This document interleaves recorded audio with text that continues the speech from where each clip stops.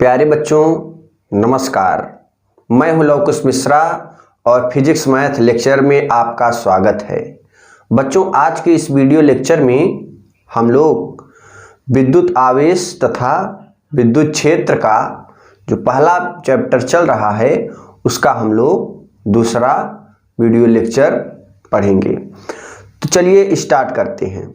सबसे पहले इसमें हम लोग विद्युत जानेंगे कि विद्युत होता क्या है। विद्युत इलेक्ट्रिक विद्युत एक ऊर्जा का महत्वपूर्ण स्रोत है जिसका उपयोग घरों तथा उद्योगों में विभिन्न कार्यों में किया जाता है। यानी इसका उपयोग हम लोग घरों तथा उद्योगों में विभिन्न कार्यों में करते हैं। तो चलिए लिख देते हैं, यह एक ऊर्जा का महत्वपूर्ण स्रोत है,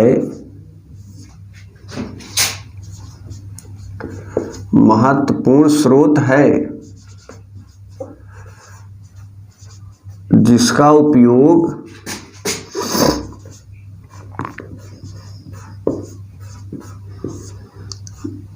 घरों तथा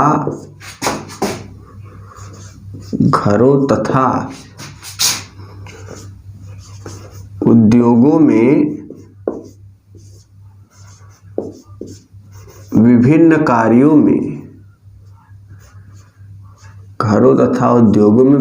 कार्यों में किया जाता है।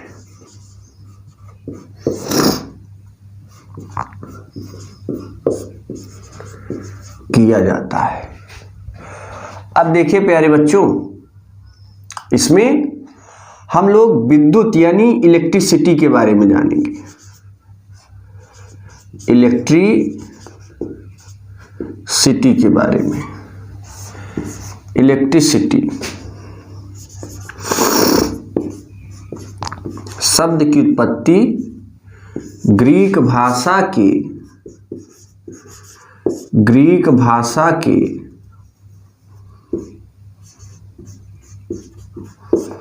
इलेक्ट्रॉन शब्द से हुई है जिसका मतलब एम्बर होता है।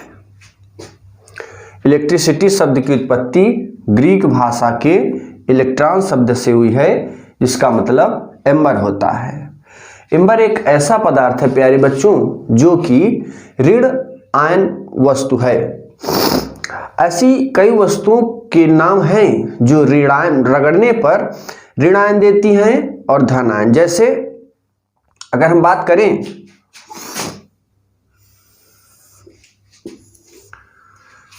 धन आवेशित वस्तुएं, धन आवेशित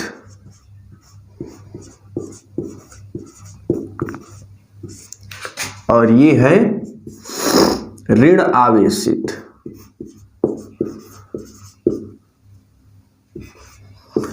धनावेशित और ऋण आवेशित वस्तुएं, जैसे यहां पे हम लिख दें सूखा बाल जो है सूखे बाल में हमेशा धन आवेश होता है। ऊन हो गया, कांच की छड़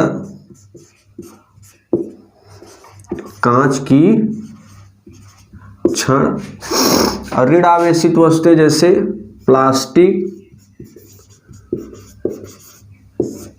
प्लास्टिक का कंघा, यानी प्लास्टिक से सभी बनी हुई वस्तुएं ऋण आवेशित वस्तुएं। प्लास्टिक का कंघा। तीसरा चीज एम्बर, ये भी मैंने जो बताया यहां पे। चौथा नंबर एबोनाइट की क्षण।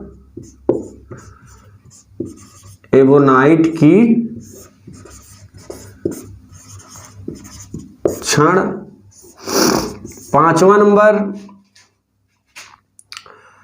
रेशम का कपड़ा। रेशम का कपड़ा और एक रबर तो यहाँ पे प्यारे बच्चों ये ऋणावेशित वस्तुएं हैं और ये धनावेशित वस्तुएं हैं। अब हम लोग जानेंगे घर्षण विद्युत के बारे में। प्यारे बच्चों हम लोग का अगला टॉपिक है घर्षण विद्युत। घर्षण विद्युत का मतलब है कि जब हम घर्षण करेंगे तो वस्तुएं विद्युतमय हो जाएंगी। अब अगर हम बात करें, कहानी है आज से करीब 2500 वर्ष पहले एक यूनान के वैज्ञानिक थे थेल्स। इन्होंने जब एम्बर और ऊन दो पदार्थों को एक दूसरे से रगड़ा तो वे दोनों वस्तुएं आवेशित हो जाती हैं और उन दोनों वस्तुओं को हम लोग कागज एवं तिनके की ओर ले जाते हैं तो वो उसमें से जो एम्बर नामक वस्तु है वो कागज एवं तिनके को अपनी ओर आकर्षित करने लगती है। लेकिन 2000 वर्षों तक इनके इस नियम का, यानी डॉक्टर जो हमारे यूनान के वैज्ञानिक हैं थेल्स, इनके नियम का 2000 वर्षों तक किसी ने कोई महत्व नहीं दिया। लेकिन बाद में सन 1600 ईस्वी में एक इंग्लैंड के वैज्ञानिक थे डॉक्टर गिलबर्ट। उन्होंने बताया कि एम्बर की तरह ही ऐसे कई वस्तुएं हैं जिनको रगड़ने पर वे वस्तुएं विद्युतमय हो जाती हैं। जैसे अगर आप सूखा बाल और प्लास्टिक के कंघे को रगड़ेंगे तो वो आवेशित हो जाएंगी और आप देखेंगे कि सूखा बाल कंघे को अपनी ओर पकड़ लेता है। यानी जब आपका बाल सूखा हो और आप किसी कंघे से आप उसे फेरेंगे तो आप देखेंगे कि जब आप फेरते हैं तो आपके बाल सही से नहीं झड़ते, फंसते हैं। इसका मतलब ये है कि इस पर धन है, इस पर ऋण है, और जब धन और ऋण होता है तो उसमें आकर्षण बल लगता है। ऐसे ही इस प्रकार मैंने ऊन और एम्बर को जब लिया रगड़ा तो वे विद्युतमय हो जाती हैं। तो प्यारे बच्चों यहाँ पे हम लोग जैसे एम्बर और ऊन को रगड़ते हैं तो ये दोनों वस्तुएं विद्युतमय हो जाती हैं, विद्युतमय हो जाती हैं। यानी जब विद्युतमय होंगे तो उसमें क्या हो जाएगा, आवेशित हो जाती है।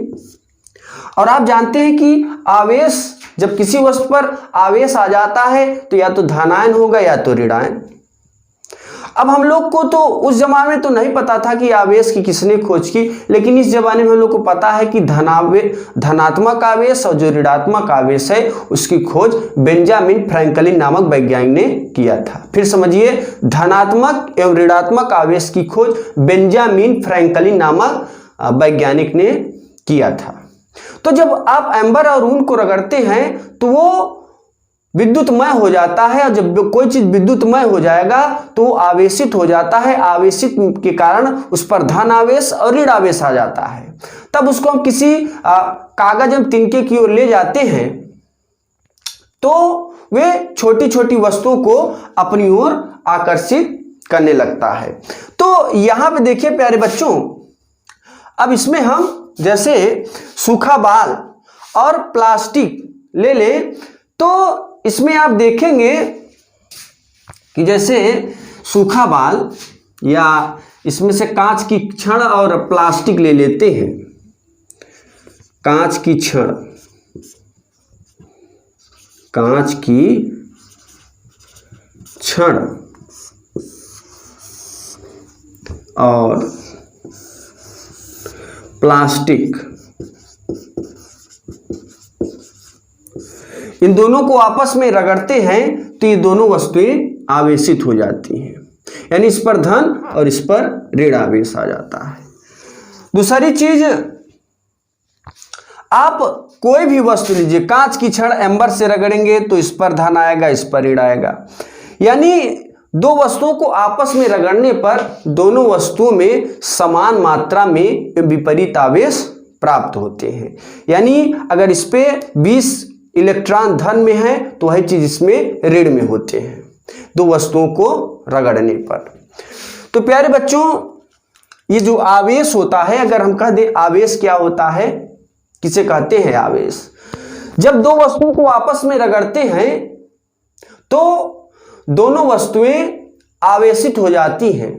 इस घटना को वैद्युत आवेश तथा कहते हैं, इस घटना को वैद्युत आवेश कहते हैं तथा इस क्रिया को आवेशन कहते हैं। आवेशन के कारण ही दोनों वस्तुओं पर आप देखेंगे एक पर धन आता है, एक पर ऋण आता है। तो प्यारे बच्चों, इस तरीके से हम लोग दो वस्तुओं को रगड़कर उसमें एक में धन और एक में ऋण ले आ सकते हैं। लेकिन अगर हम जब रगड़ने के बाद प्लास्टिक का कंघा और एवोनाइट की छड़ को एक दूसरे से रगड़ेंगे तो चूंकि ये दोनों वस्तुएं ऋणावेशित वस्तुएं हैं, इसलिए रगड़ने पर एक दूसरे को क्या करेंगे, प्रतिकर्षित। लेकिन जब इन दोनों को रगड़ा जाता है तो ये इस पर धन आ जाता है, इस पर ऋण आ जाता है, इसलिए दोनों एक दूसरे को आकर्षित करने लगते हैं। तो इस प्रकार अगर आप ऋण आवेशित वस्तु के एक दूसरे से रगड़ेंगे तो उसमें प्रतिकर्षण का गुण होगा, और धन आवेशित को एक दूसरे से रगड़ेंगे तो भी प्रतिकर्षण होगा। ऋण और धन एक दूसरे को अगर आप रगड़ेंगे, एक दूसरे से स्पर्श कराएंगे तो उसमें आकर्षण का गुण पाया जाता है। तो यहाँ पे ये कंप्लीट होता है। अब देखिए प्यारे बच्चों, आधुनिक इलेक्ट्रॉन सिद्धांत। आधुनिक इलेक्ट्रॉन सिद्धांत कहता है कि रगड़ने से पहले दो वस्तुएं विद्युत की उदासीन होती हैं, यानी वे न तो आकर्षण बल लगता है न ही प्रतिकर्षण। यदि किसी परमाणु के कक्षक से कोई इलेक्ट्रॉन बाहर निकाल लिया जाता है तो उस परमाणु पर धन आवेश इकाई की कमी होती है। या अगर हम यदि किसी परमाणु के कक्षक पर कोई बाहर से इलेक्ट्रॉन आ जाता है तो उस परमाणु पर ऋण आवेश इकाई की वृद्धि हो जाती है, यानी उस पर ऋण आवेश उत्पन्न हो जाता है। तो चलिए देख लेते हैं। न तो प्रतिकर्षण होता है, यानी यदि किसी वस्तु को रगड़ने से पहले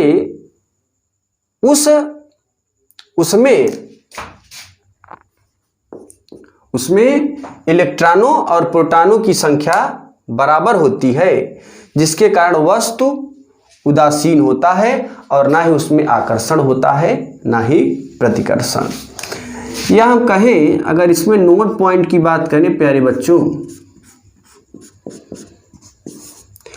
यदि किसी परमाणु के कक्षक से, मैंने कहा कि यदि किसी परमाणु के कक्षक से कोई इलेक्ट्रॉन बाहर निकल जाए तो उस पर धन आवेश इकाई की कमी आती है, और यदि बाहर से आ जाता है उस परमाणु पर तो उसमें ऋण आवेश इकाई की वृद्धि हो जाती है। यदि किसी, ये हम नहीं कहते, ये आधुनिक इलेक्ट्रॉन सिद्धांत कहता है, यदि किसी परमाणु के कक्षक से कोई इलेक्ट्रॉन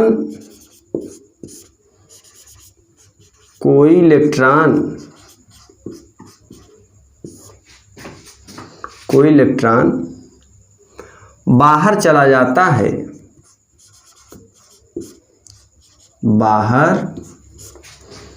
जाता है, तब उस पर धन आवेश, यदि किसी परमाणु के कक्षक से कोई इलेक्ट्रॉन बाहर चला जाता है तब उस पर धन आवेश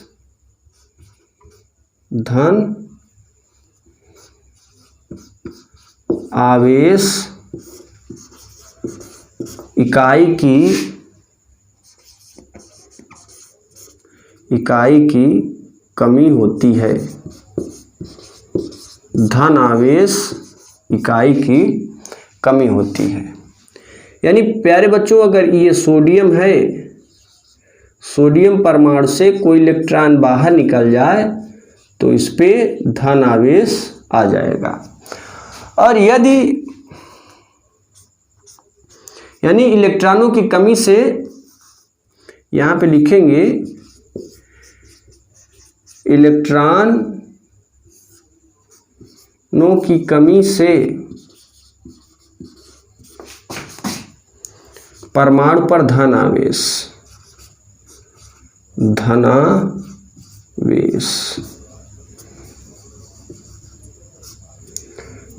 आवेश ऐसे लिखेंगे, धन आवेश। और यदि किसी परमाणु के कक्षक से, नोट 2 में बात करें,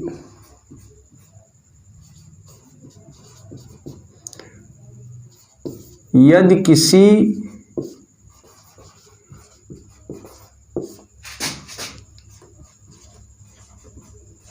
परमाणु के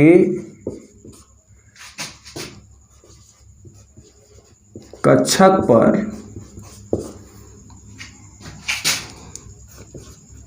बाहर से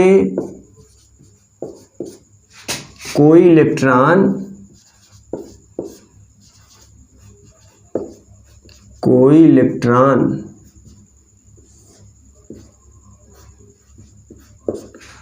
आ जाता है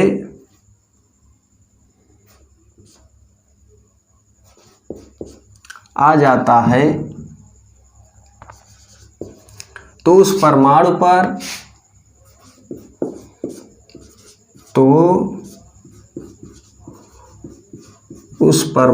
पर ऋण आवेश इकाई की वृद्धि होती है। ऋण आवेश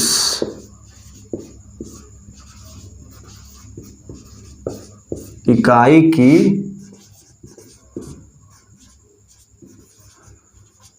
वृद्धि होती है।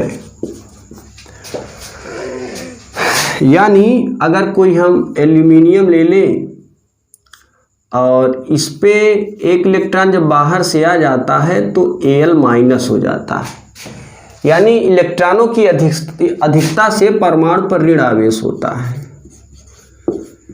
इलेक्ट्रॉनों की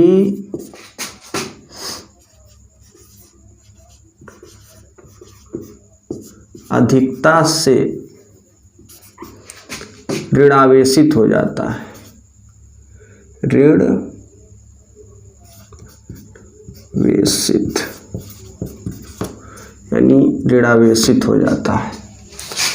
तो प्यारे बच्चों, जब किसी परमाणु के कक्षक से कोई इलेक्ट्रॉन बाहर निकलता है तो उस पर धन आवेश, और किसी परमाणु के कक्षक पर कोई इलेक्ट्रॉन बाहर से आ जाए तो उस पर ऋण आवेश हो जाता है।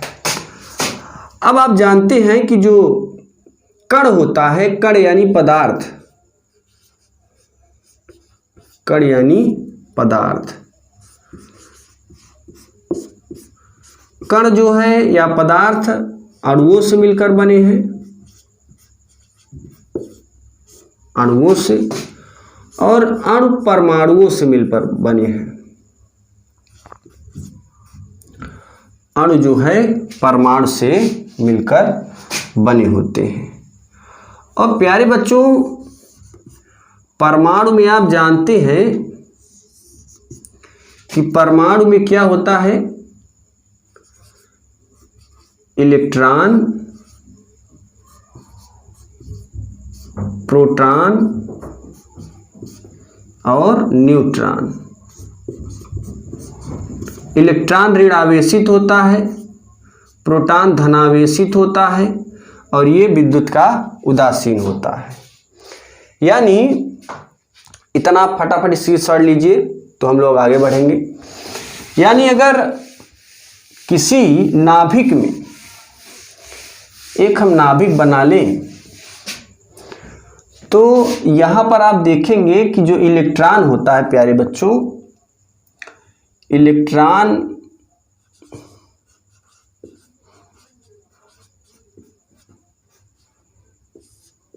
इलेक्ट्रॉन ऋणावेशित कण है और इलेक्ट्रॉन की वैल्यू -1.6 × 10⁻⁻19 कूलाम। ये जो कूलाम है ये आवेश का बड़ा मात्रक है और इसका छोटा मात्रक माइक्रो कूलाम है। और आवेश का एक मात्रक और है जिसे हम स्टेट कूलाम कहते हैं CGS पद्धति में।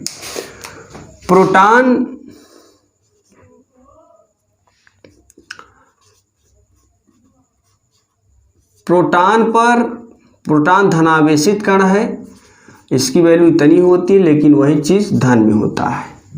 न्यूट्रॉन आप जानते हैं कि ये उदासीन है। तो यहाँ पे अगर हम हीलियम ले लें, हीलियम परमाणु ले लें, तो आप जानते हैं कि उसका जो परमाणु क्रमांक होता है वो 2 होता है।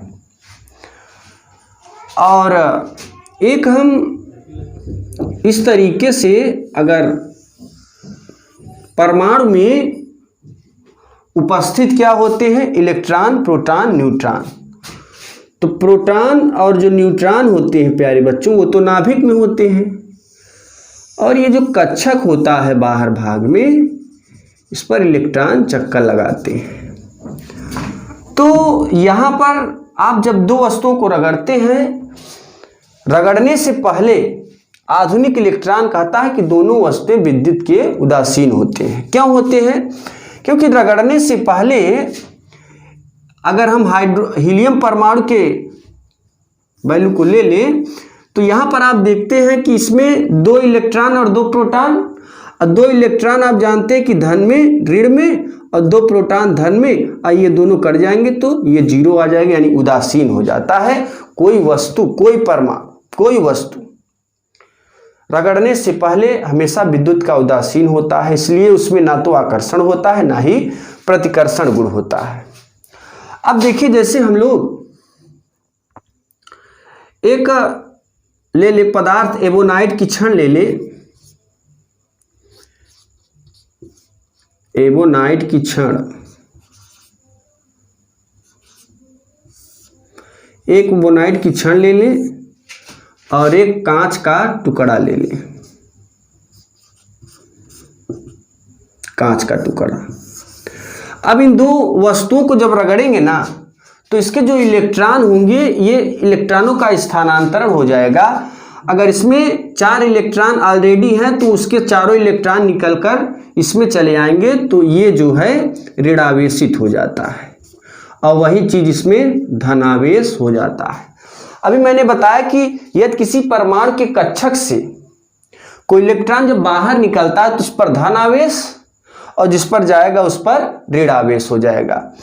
तो जब मैंने बताया कि जब किसी परमाणु के कक्षक से बाहर इलेक्ट्रॉन निकलते हैं तो उस परमाणु पर धन आवेश यानी कांच पर धन आवेश हो जाएगा, उस तत्व में धन आवेश हो जाएगा। और यदि किसी परमाणु के कक्षक पर बाहर से कोई इलेक्ट्रॉन आ जाते हैं तो उस पर ऋण आवेश हो जाता है। तो यहाँ पर इलेक्ट्रॉनों का स्थानांतरण हो जाता है, इलेक्ट्रॉन का स्थानांतरण, ये इलेक्ट्रॉनों का स्थानांतरण हो जाता है। तो प्यारे बच्चों, यहाँ पे ये हमारा टॉपिक कंप्लीट होता है।